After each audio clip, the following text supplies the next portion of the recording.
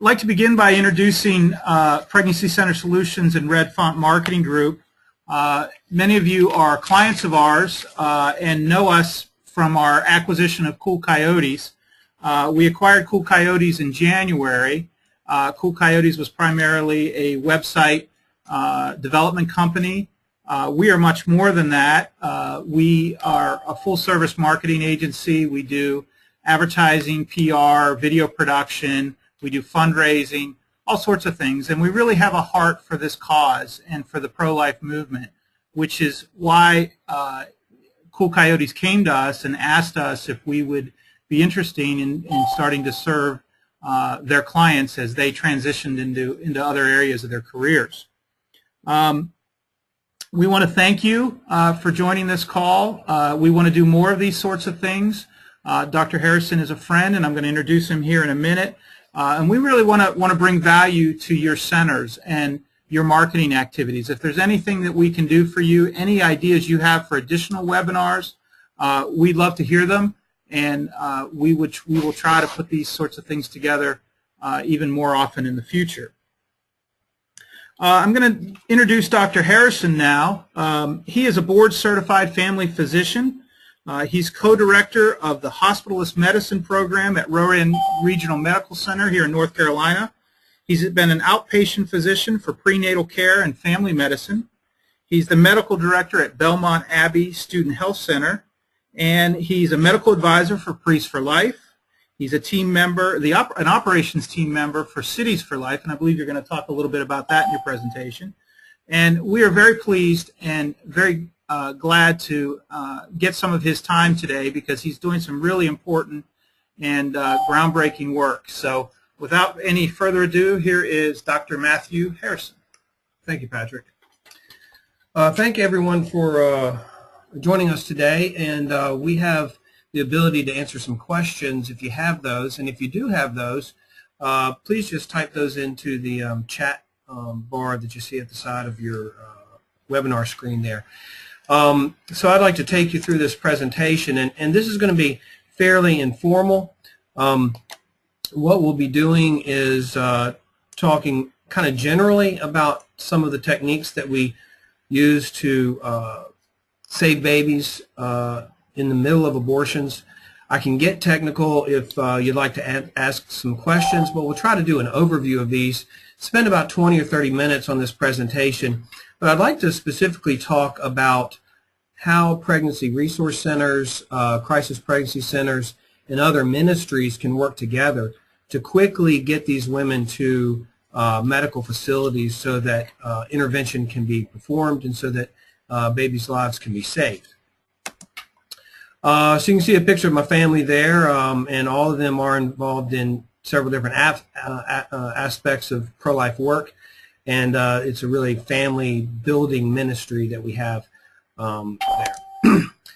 Now, I would just want to start off by thanking Cities for Life for putting this together with Red Font, and I just want to quickly explain a little bit about what Cities for Life is. It's really a pro-life network. It is not per se ministry in itself, but what it does is it builds networks between different pro-life ministries in cities so that there can be a seamless transition of women from the abortion clinics to the sidewalks, to pregnancy crisis centers, to medical offices. We have ministries that are specific for baby showers, for afterbirth care, for labor care. A lot of these women are go into labor alone, and so there are ministries that are involved in walking through labor with moms. We have people who spend a lot of time taking women as essentially a taxi service back and forth to doctors' offices because transportation is often a problem. And that's a great opportunity to build relationships, to disciple these young women, and really to be Christ for them here. So Cities for Life has the ability to build these networks and provide a framework for these different ministries to work together so that they can do it efficiently, so that they're not repeating services, and so that they can work together instead of sometimes against each other and work as a Christian community. And it really has helped to foster more ministries, and also has helped to encourage ministries because they don't feel like they're doing it by themselves. So I'd encourage you to look into Cities for Life, possibly for your city. We're starting to branch out into other cities, and we have sidewalk counseling seminars, all types of different resources for helping mamas and babies. So let's talk a little bit about intra-abortion emergencies. What we'll find is that women many times, as you know, will go to the abortion clinics, will feel like they don't have any other choices. They will go to just find some type of relief from the stress and strain that they're under right now. And so they'll go in and they'll start an abortion procedure. Many times they're told by the abortionist or the staff workers there that once they start, they cannot stop. They are scared into completing abortions. Many times women do change their mind, and they're told that their babies will be born deformed, or their babies will be born mentally slow, or they'll have some other complication. And oftentimes this is completely untrue. And there are proven ways that we can stop abortions, reverse abortions, and bring babies to term very safely. So we obviously see when a pregnant woman comes to us, we are seeing 2 patients there, not just one. We will do whatever we can to save both patients without putting the life of the other one in jeopardy.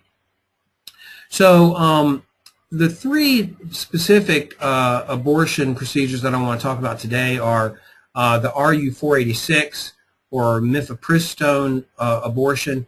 This is the abortion pill that many of you are familiar with. It's also, the brand name is Mifeprix, and this is one that we've been able to successfully reverse. Oftentimes, and those are done up to 8 weeks of pregnancy. Sometimes they'll cheat a little bit and they'll go up into the 9-week area or 10-week area, but the on-label or by-label abortion procedures are before 8 weeks. The second one we'll talk about is essentially a dilatation and curettage, or DNC, as you may have heard of it before. This is a procedure generally in a second trimester pregnancy, so we're talking about 13 weeks up to about 18 weeks or 19. And of course, that if they go above that, they also have to go through a dilatation procedure. But we're very often seeing these at around 18 weeks or just before. And they place a laminary inside, and there's dilatation that occurs. And we've had some successful results for that. A third one is ELA1. We don't have any documented reversals of this yet. And we don't see this being used a lot as an abortion procedure, but it is a theoretical possibility. So let's talk a little bit about ru486, and hopefully you can get an idea of how we do this, and then we'll talk a little bit later about why it's important for crisis pregnancy centers or sidewalk counselors or anyone who's involved in counseling a woman who's had this medication to get them quickly to a physician or some other medical facility. So ru486, and we'll just use that term. That's actually a term that was used during its during the experimental trials. RU stands for the company that made it. 486 is the number that is designated, but most people know it as that. It is an antagonist for the hormone progesterone. Progesterone is needed during pregnancy to safely maintain a healthy pregnancy, to maintain the placenta so that the baby is getting good nutrition. The ru486 has twice the affinity for the receptor as natural progesterone. And so what that means is that it is twice as strong and twice as good at attaching to that progesterone receptor and hanging on to it as natural progesterone does. But when it binds to the progesterone receptor, it doesn't perform the same activity that progesterone naturally does to maintain the healthy placental flow to the baby. So what it does is it is like a key that fits into a lock, but it won't turn the lock and it will not open the door. And so when you have a lot of this ru46 in the system, then it will cause the placenta to essentially shrivel up, lose blood supply, detach, and the baby is expelled.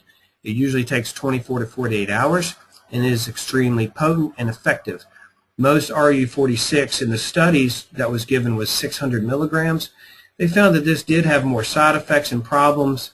So most abortion centers use the off-label amount of 200 milligrams.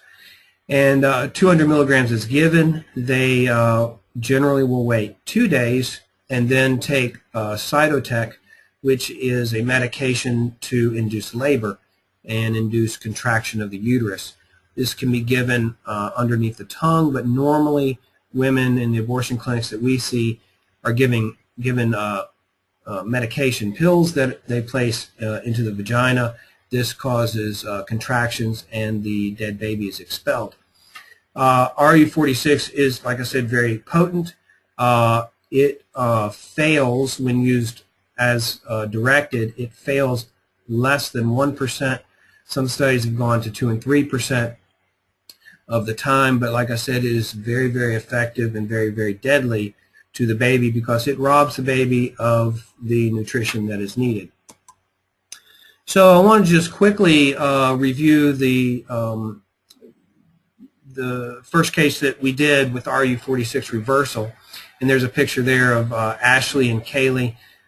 They've been very excited about the work that we've been doing and have wanted to help others to find out how to reverse this medication. So Ashley had come into my clinic. She was 20 years old and had become pregnant. She thought she was going to get the full support of her boyfriend, who said, no, you're going to get an abortion. Your parents are going to kick you out. You will never go to nursing school. You'll never have any success if we have this baby, and I'm not ready for a baby, so here's some money. Go get an abortion. So she went by herself down to take an ru46 pill, which they can give to someone who is alone. They don't need a driver for that because it's just a medication. And she took the ru46 and immediately reversed her decision, changed her mind. And they did not allow her to see her baby on ultrasound at 7.5 weeks, but we did get documentation from their clinic showing that they had a living baby there with a heartbeat. She had told me later that if she had been able to see her baby on the ultrasound, she would not have taken the medication. And that's why it's so important for us to keep pushing for legislation that women get the opportunity to see their baby on ultrasound, because it will save many, many lives. So she left the abortion clinic after being told that if she does not complete the abortion, that her baby could be born with 3 eyes or with several limbs missing, or that she could retain the baby and have a serious infection. All types of scare tactics were used for Ashley to complete the abortion. So she left, and immediately she went home, and thankfully she told her mother, who, instead of kicking her out and disowning her, loved her like she always had, said, let's do something to save my grandbaby. So they called a crisis pregnancy center, just like many of you run, who then called me at my office. They sent Ashley over with her mom and little Kaylee inside her belly. And she explained to me what happened, and at this point she was about 36 hours into having ru46 given to her. So I told her I didn't know what to do, that I would step out and pray about it, which is exactly what I did.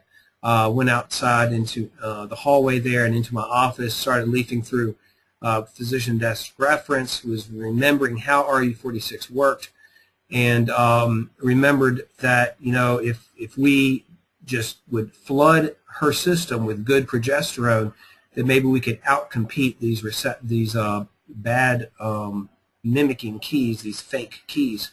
You got to remember that receptor biology means that you're going to have a chemical that's constantly in a state of coming on and coming off of the receptor. It's not there and locked forever. And so it's always in this state of being present on the receptor and being off of the receptor. So if we can put a lot more good keys in to outcompete the bad keys, then we could hopefully have some success. I told her this was risky, that this hadn't been done before, but she said she was willing to even risk her own life to do what she could to save her baby. So we gave her 200 milligrams of progesterone. My partner in the practice, Danny Holland, was an APRO fertility specialist trained by Dr. Hilgers in Nebraska for fertility treatments. And so we had progesterone, bioidentical progesterone, in our office. So I gave her 200 milligrams of IM progesterone, and this was on a Friday, and she went home. She unfortunately started bleeding that weekend, and we really thought that we had lost little Kaylee.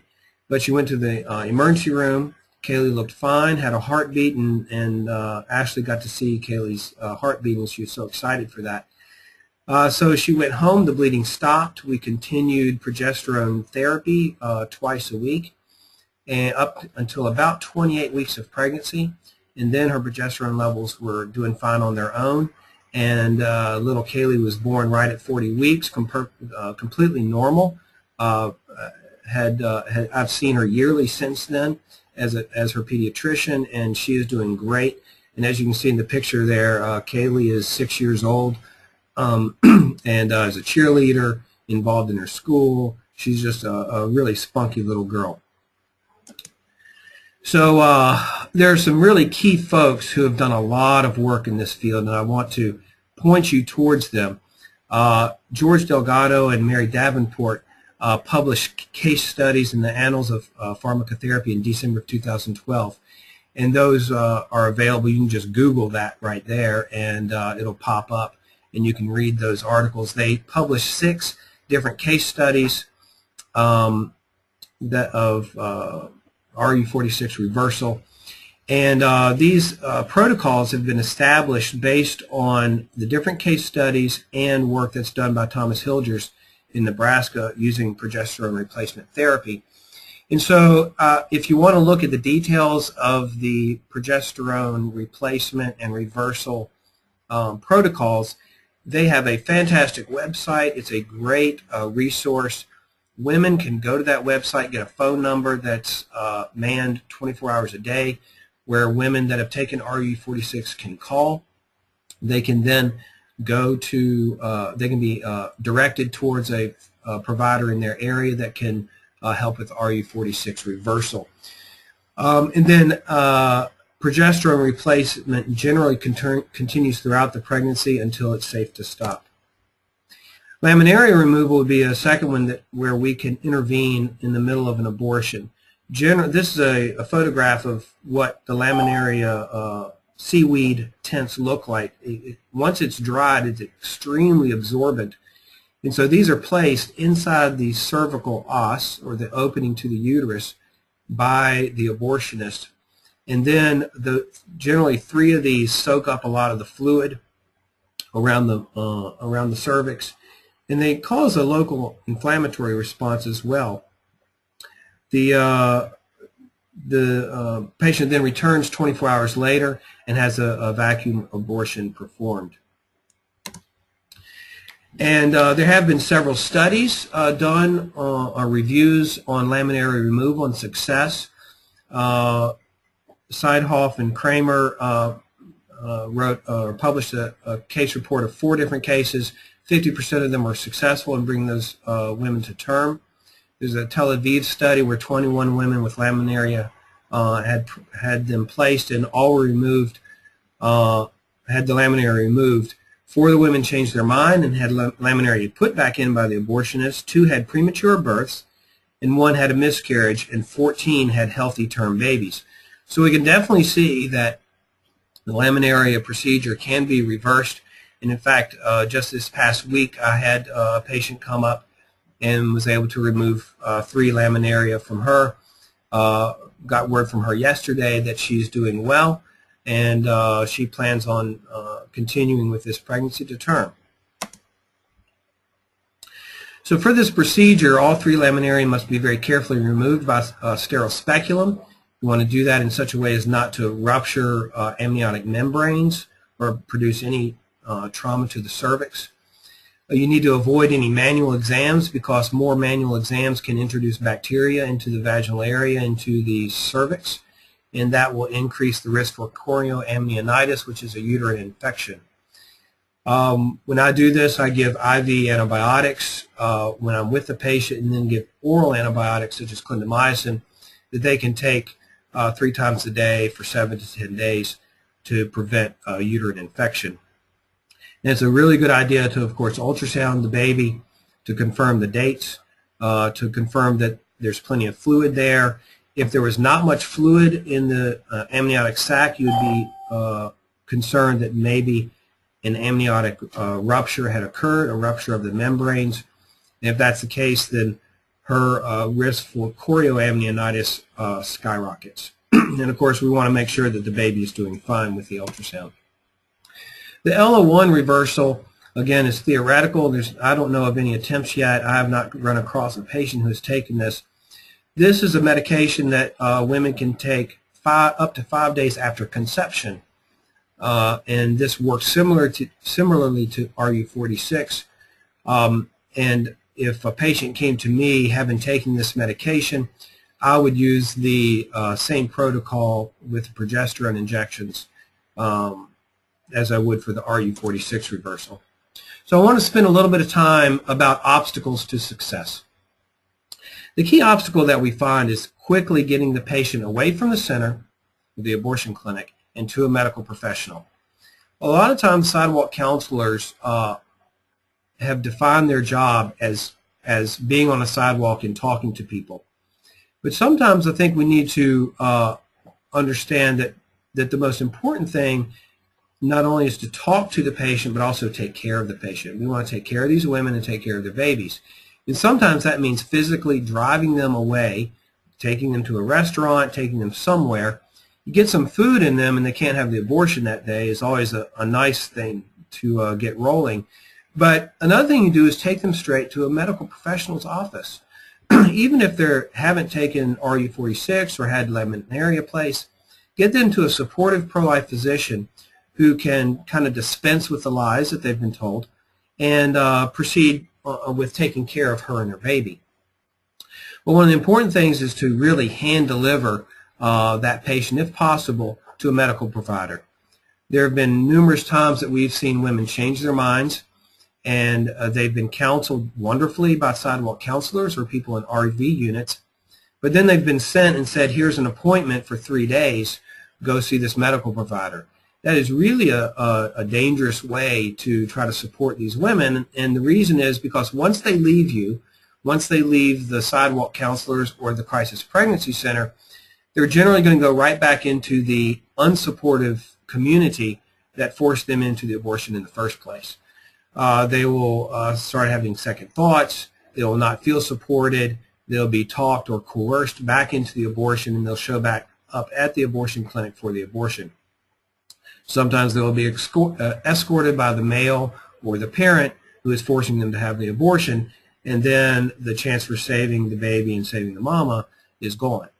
So I would recommend trying your best to get her committed into a doctor-patient relationship with a pro-life physician as soon as possible. And then, of course, the other thing is that time is critical to intervene, because the sooner we can get medication to reverse ru486, the better our chances of saving that baby. And we've also found that the younger the gestational age of the baby, the more powerful the ru486 is and seems to kill them. So we really need to get them away from the clinic and to somewhere that can give them an injection.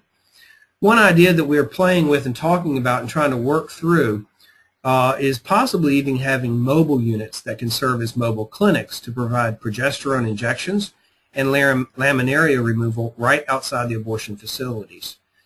There are some obstacles in this just because we need trained professionals to do this, but neither of these procedures is particularly technically difficult and can be done, especially the progesterone injections. And when we've been doing fertility treatments, I've had patients, family members, give them injections at home.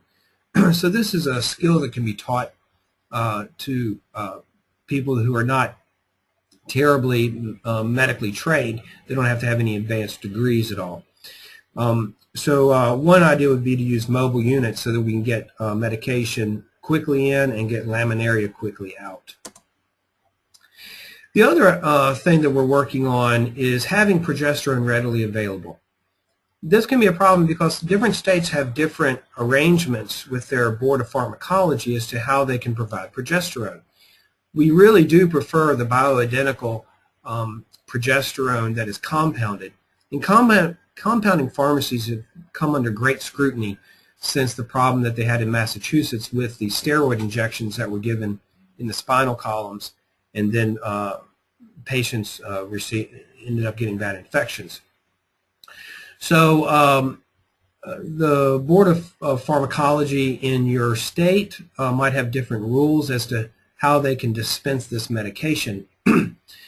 Generally, they have to have a patient's name to prescribe it to, and obviously that's a problem because we don't know the patient's name when we need the medication.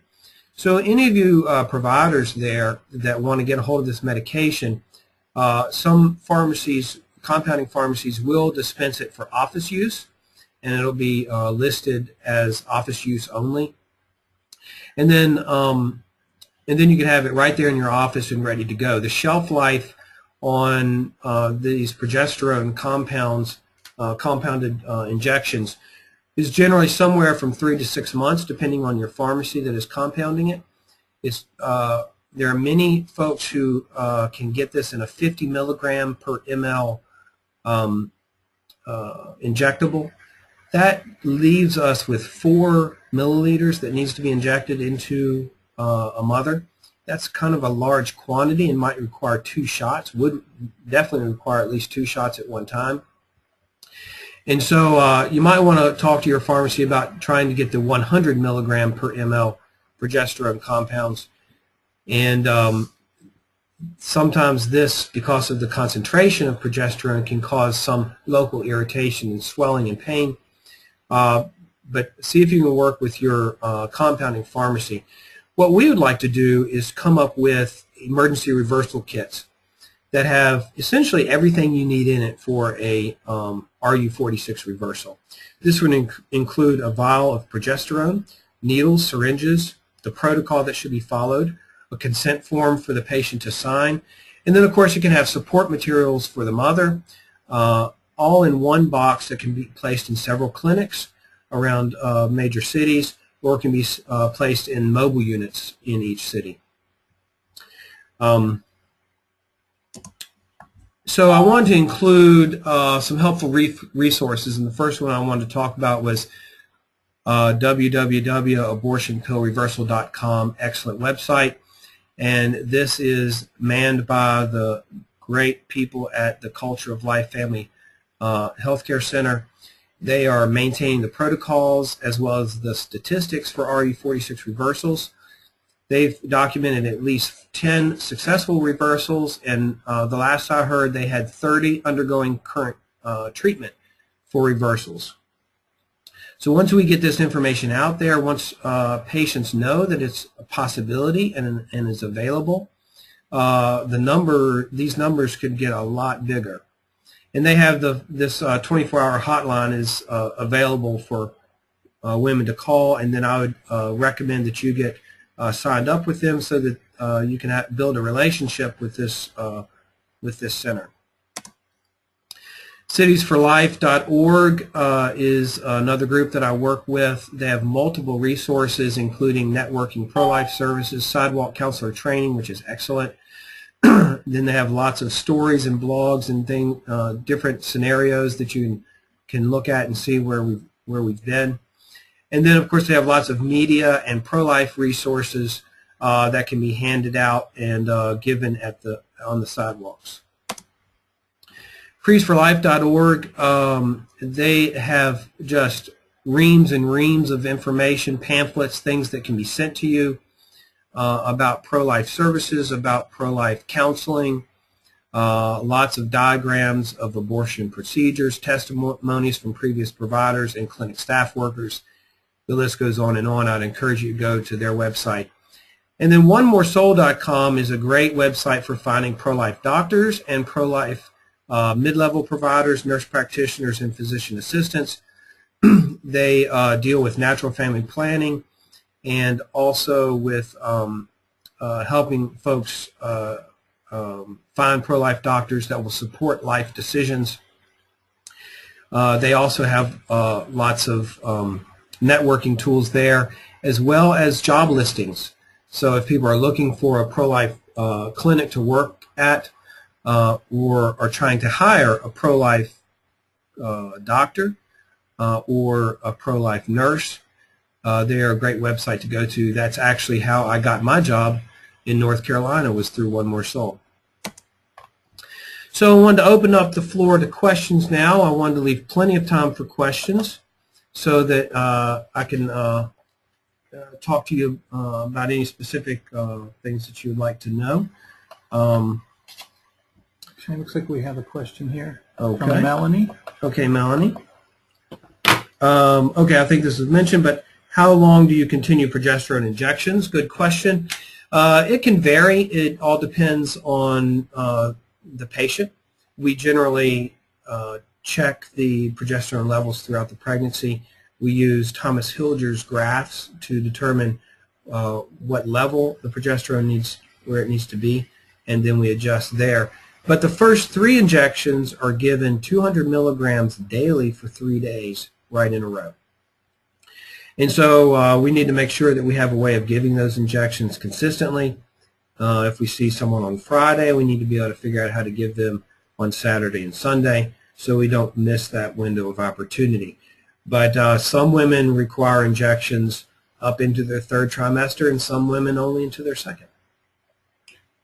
I have a question, Sure. Dr. Harrison, about the progesterone shelf life. Mm-hmm. Can you expand on that a little bit more about how a clinic might deal with that 3 to 6 month short shelf life? Sure, sure. Well, fortunately, the progesterone itself is not very expensive. You can get a vial that has 5 shots in it for somewhere around $50. So if you don't have a high flow, or if you're not doing fertility treatments, and you're just looking to have something on hand for emergency treatment, I'd recommend getting 1 vial. And 1 vial, $50, is a very good insurance policy, a very cheap insurance policy on a baby's life. And that shelf life, if it's just kept, you don't put it in the refrigerator, but if you just keep it on the shelf, definitely is good for 3 months, and some pharmacies will say that's good to 6 months. Once you put it into a syringe, the shelf life drops dramatically. Really will be within days. So we have to keep it into the sterile vial that where it's compounded. And so I would recommend just getting it once a month, and I mean just having 1 vial in your center. If you end up getting it actually physically in your crisis pregnancy center, and there are ways of doing that, and then you might be able to have benefactors for your center that specifically want to support that. And $50 for 3 to 6 months of insurance is, I think, a pretty good deal. That goes along with that question there about cost of reversal. Right. So, and we never, when a mom comes up for a reversal, we never talk money. We never ask them for money. we do this just as a charity out of our clinic and out of our work. And but you can find people who will support this reversal process. Again, like I said, you're probably talking for a full reversal only a few $100s, because, like I said, 5 shots is going to be $50. It depends on if you're going to start charging for injection fees. Then you're going to, of course, have costs of prenatal care, laboratory studies, ultrasound, and that type of thing. We do as much, personally, we do as much in our clinic as we can for free. And that, for our clinic, that includes the prenatal care and the laboratory studies. We have arrangements where the patients don't get charged for that. We also have pregnancy centers that will do courtesy ultrasounds, but they're not full medical ultrasounds. They aren't certified to do that. And so sometimes we need to pursue, in case there are complications, pursue other treatments and other diagnostic testing for that.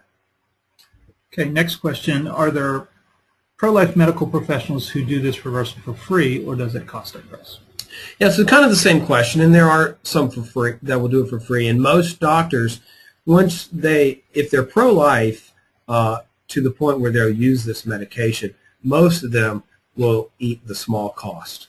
They will not, force folks to pay for it. But this could be a ministry for anyone that that's in or associated with a crisis pregnancy center. You say, hey, look, how would you like to sponsor, one ru486 reversal? And that's something that people can say, hey, yeah, that sounds like a great idea, and I'll be glad to sponsor that. Have there been any complications such as fetal injury or defects related to the reversal? We haven't seen any injuries or complications or birth defects from the reversal. You definitely have to make sure that you're using the bioidentical progesterone. If you were to use progesterone like they use for Depo-Provera, which is actually a birth control method, then if you use the wrong progesterone, there could obviously be birth defects.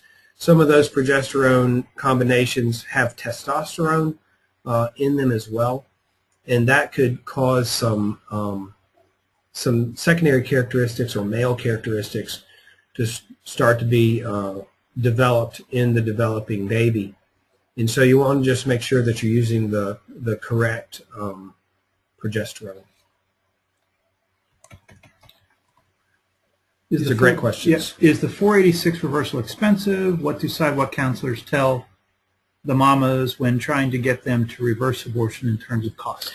Well, as soon as you know that you can offer the reversal, as soon as you know that you have a provider or a medical clinic that can offer it, first of all, I would never say it's going to cost them money, because that's going to scare them off. And then make sure that it doesn't cost them money. Make sure that you have a way of paying for that reversal, because like I said, it is not very, very expensive, and most of the doctors I know are willing to do it, mainly because we're not having giant volumes. It's not like we have 20 people lined up around the block to get a reversal done. Generally, this is going to be a rare occasion at first. Like I said, if many people start to hear about it, there might be more demand for it.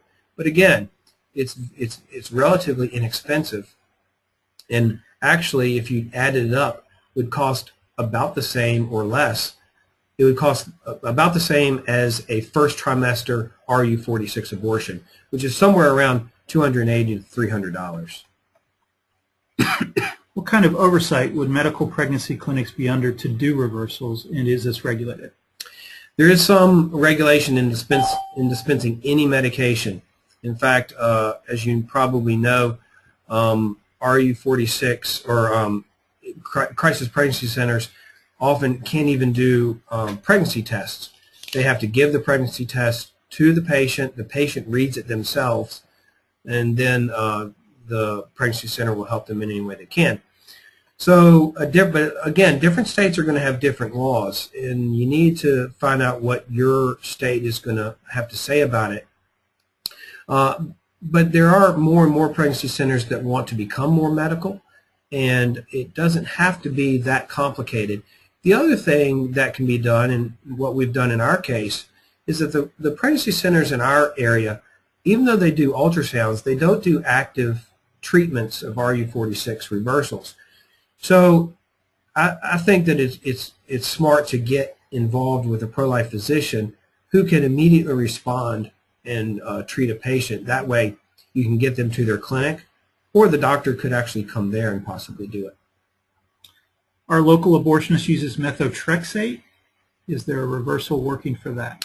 We do not have a reversal for methotrexate. Methotrexate, as many of you know, is a medication that is used to treat many different types of cancer.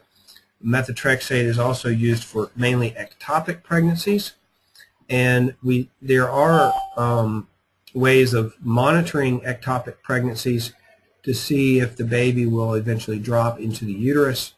But we do not have a reversal method for methotrexate. We do not have a reversal method for the morning after pill. Is there a window of time that the reversal can not be done?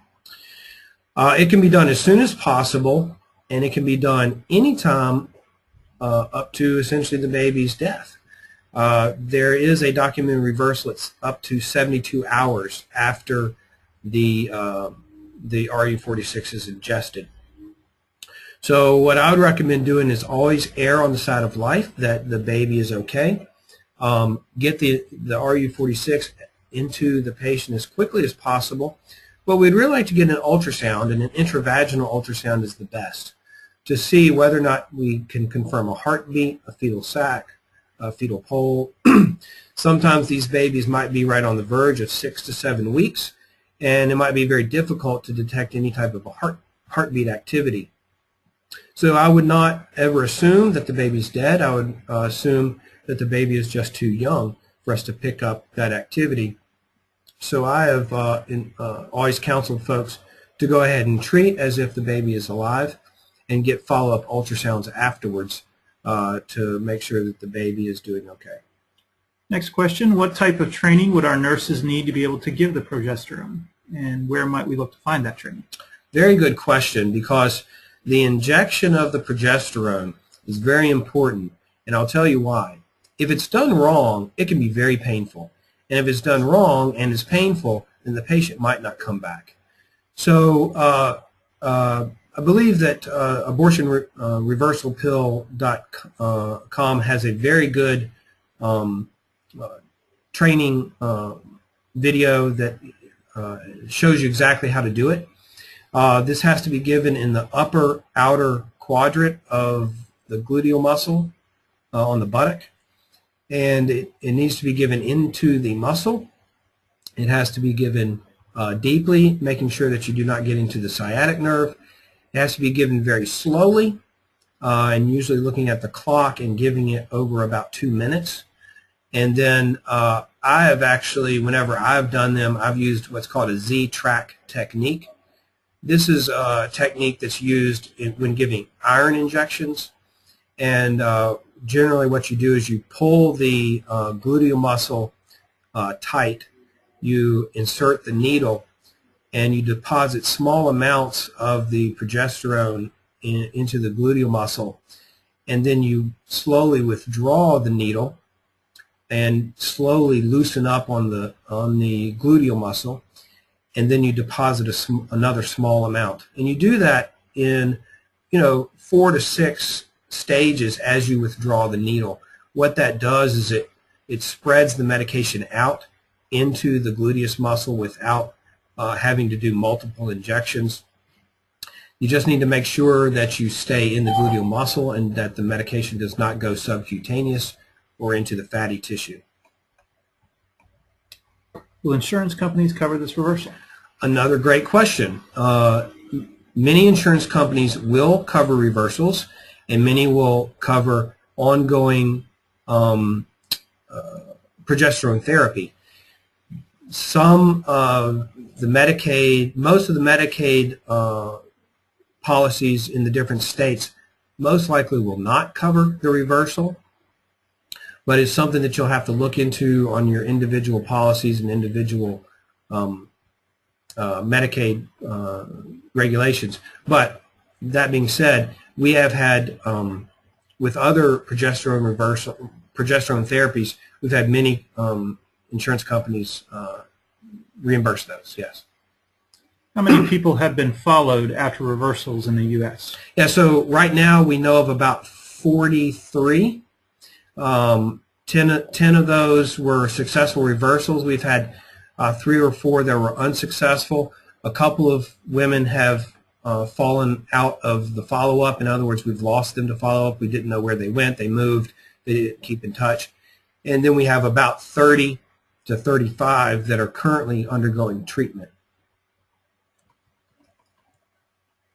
Does the amount of 486 the women have effect on how successful the reversal is? I'm certain it does, but like I said, we don't see a lot of the 600 milligram given any at all because of the side effects that people will have. So all that I have seen is the 200 milligram dose because it has less side effects. I would certainly imagine that a 600 milligram dose would be very difficult to reverse. But I do not personally have any experience or know of anyone that's done a 600 milligram reversal. Part of the problem, too, is getting records from abortion clinics. They are notorious for stonewalling and not giving records, even for patients who are having complications and go to a hospital.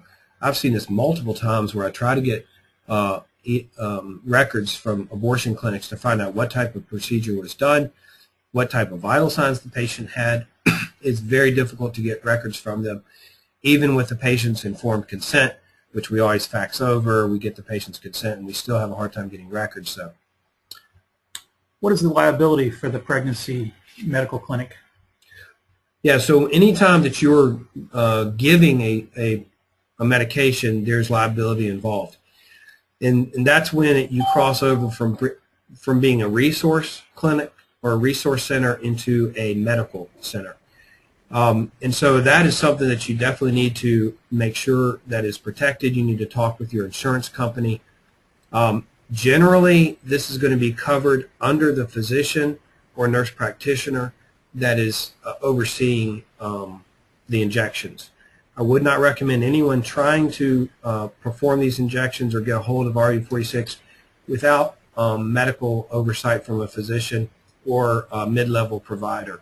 It's too risky for the center and puts the center at too great of a risk.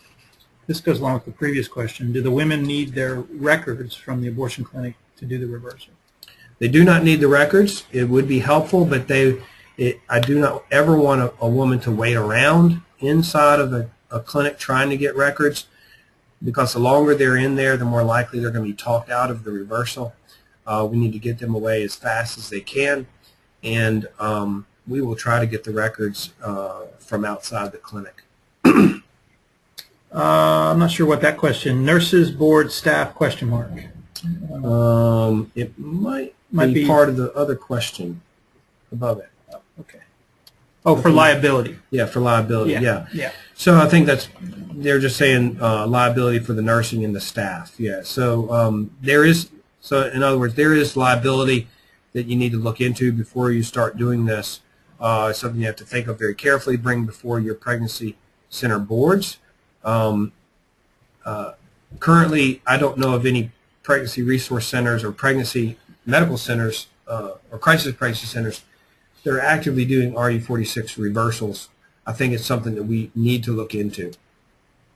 What kind of counseling has been provided for those with an unsuccessful reversal, and what kind of residual issues are being seen if it is not a successful reversal?